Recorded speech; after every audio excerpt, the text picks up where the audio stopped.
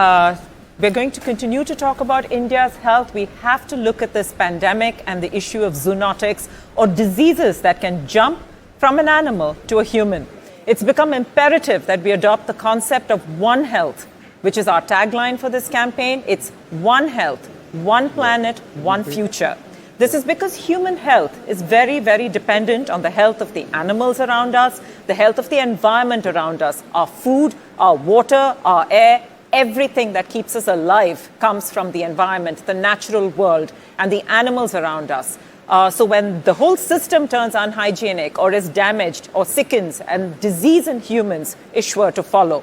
So to discuss this, we have with us Dr. Randeep Guleria, Director AIIMS, and we have Atul Chaturvedi, Secretary of the Department of Animal Husbandry. Dr. Guleria, while we're grappling with this novel coronavirus and it's dominating all of our headlines right now, India is home to several zoonotics, from swine flu to the Japanese encephalitis to rabies, toxoplasmosis, others, and the Nipah now. I mean, these are all pretty serious diseases. What's our status in terms of future pandemics, and just, how much monitoring is done of these various zoonotics that exist within the country? So I think this is very, very important for us to understand the concept of One Health. And I'm very happy that you brought it up, because what we've been seeing over the last 2-3 decades is the fact that we're seeing a lot of infections jumping species. And you talked about swine flu. Before that, we had bird flu. Luckily, that virus did not really have the ability to have sustained human-to-human spread. And we did not have a pandemic because that virus has a case fatality of 60%. Similarly, we've had other viruses. MERS is another one, Zika. And you rightly said we have an outbreak of Nipah, which has happened in the southern states. Therefore, there is a need to have active surveillance. But more importantly, look at the concept of One Health, animal health, plant health, environment, and look at it in a holistic manner. And it's not only infections. One Health also encompasses a lot of other things. Another important issue that One Health really encompasses is antimicrobial resistance. There is also a lot of antibiotic resistance that we are seeing. Some people argue that we may really end up coming into what is known as the pre-antibiotic era, because of the resistance of antibiotics that we're seeing in our ICUs. And that's also because of a lot of antibiotic misuse in poultry, in agriculture, and therefore One Health has to be looked at in a really comprehensive manner.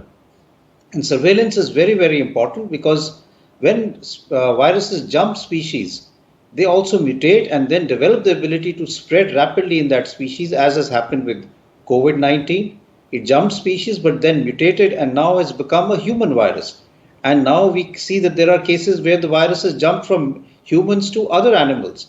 We've had reports of COVID-19 in tigers, in cats, and therefore it's important to remember that viruses will keep jumping species.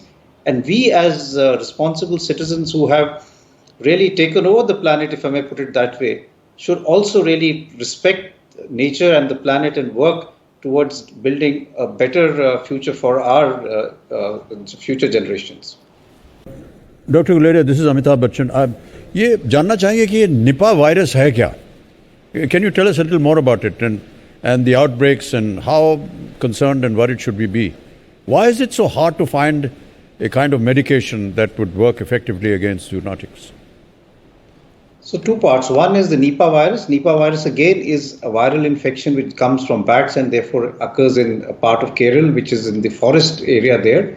And because of the fact that it is transmitted in that manner, luckily it doesn't spread to other parts because it occurs because of close contact.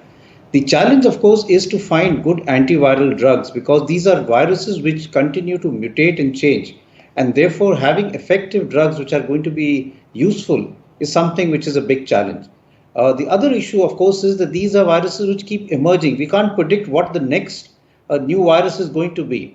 We had swine flu. At that point in time, people were not saying the next pandemic is going to be of COVID-19. So when you start having new viruses, you have to start looking at new antiviral drugs. In the beginning, when we had COVID-19, we tried a lot of antiviral drugs, which were what we call repurposed drugs, because they were used for other viral infections.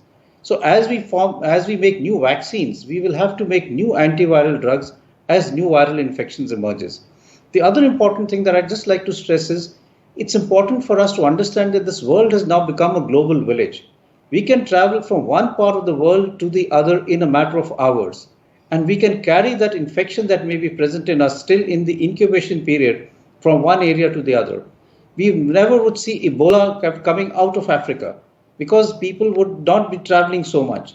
Now people would carry the infection and go to the US, they can come to India, and the infection will happen like that way. SARS spread from Hong Kong to Canada because one person got the infection while he was crossing the corridor in a hotel and the other person was coughing. And he caught the evening flight and went to Canada. And he had an outbreak in Canada where people were not able to recognize that this is a novel virus which has come all the way from Hong Kong. So as the world gets smaller, we have to have surveillance not only in our own country, but at a global level, because viruses will travel and humans will carry them. Yeah. Thank you so much, sir. Thank you.